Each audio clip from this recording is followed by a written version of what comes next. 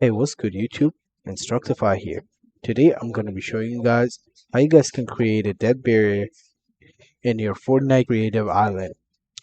Okay, so if you're on a keyboard like me, you want to press escape, then locate island settings. In island settings, you want to press content. In content, you want to go down and select the option that says devices. In here, you want to search for PULSE. This device will show up, right? And then click on it and then press equip. It's going to equip on your toolbar. Now press escape to go back, then escape again. Now when you come back, equip your phone and then select the pulse trigger.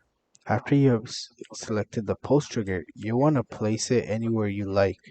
Now you want to deselect your phone and then you want to press E to customize it. Then here it says loop infinitely.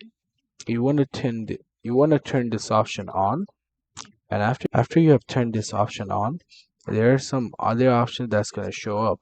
You can customize these options or you can keep them the same. As for me, I'm going to keep them the same.